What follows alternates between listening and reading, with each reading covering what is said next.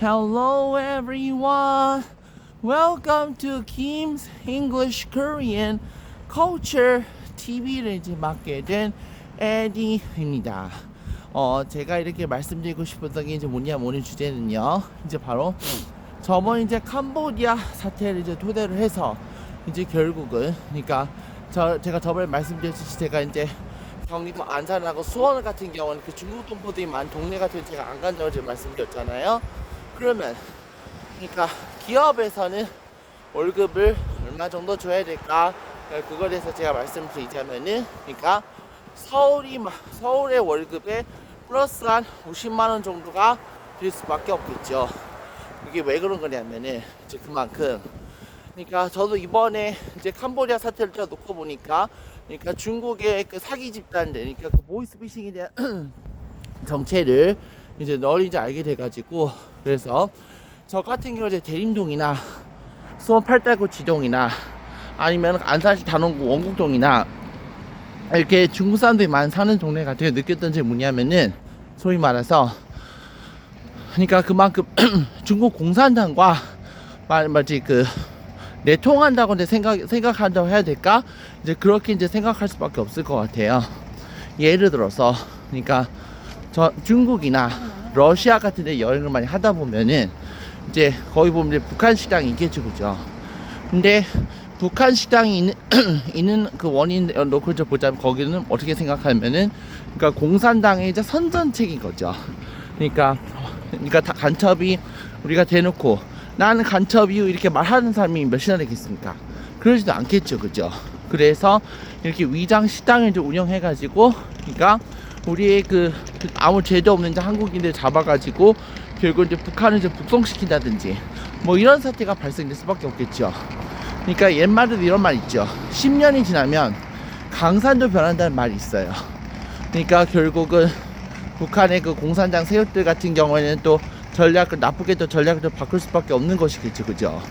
그러다 보니 이제 결국은 이제 새로운 방법을 이제 접근을 많이 하는 것 같아요. 그래서 수원의 팔달구 지동이나 아니면은 그 영등포구 대림동이나 그러니까 중국 사람들이 많이 사는 동네 같은 경우에는 그러니까 걔네들이야말로 무슨 북한과 짝짝꿍이 되는 무슨 공산당 간첩이라는 생각을 많이 갖게 되더라고요.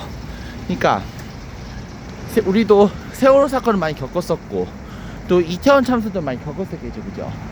세월호 사건하고 이태원 참사를 겪었다고 해서 우리 나라밥을 먹으신 지도자들이 우리 국민을 위해서 해결한 상황이 있습니까? 없죠.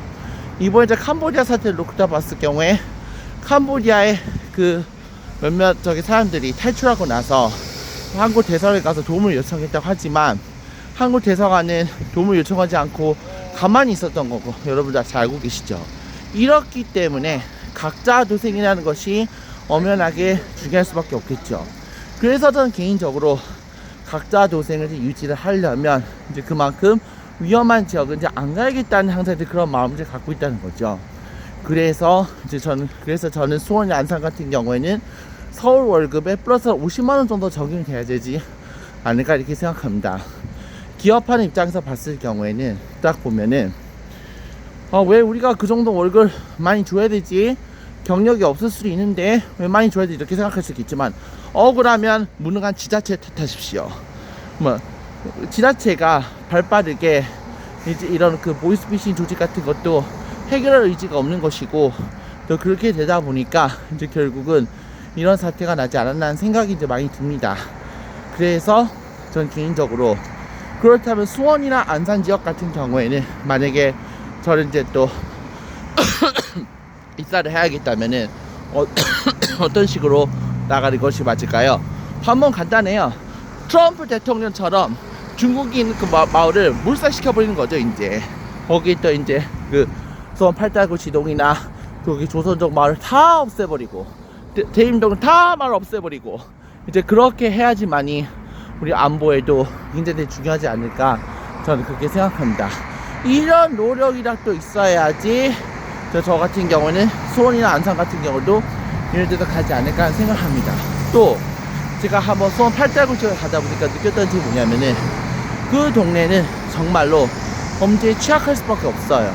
왜 그러냐면은 그 하다못해 가로등이 없어요. 가로등, 경찰서가 없는 건 100번 양보한다 하더라도 가로등이 있었으면 결국은 이제 그 억울하게 죽었던, 그 조선전에서 억울하게 죽었던 시민들이 살지 않았을까 하는 생각을 많이 듭니다. 왜?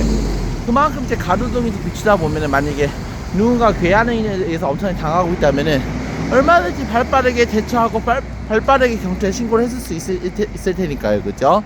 그래서 그런 방법도 좋고. 자, 그럼 마지막으로 우리가 수원이 안산 지역 같은 곳에서 저 취업하려면 어떻게 하면 될까요? 방법 간단해요. 수원 안산 출신 대통령을 이제 만들어 버리세요. 그것도 이제 가장 중요하겠죠. 그죠?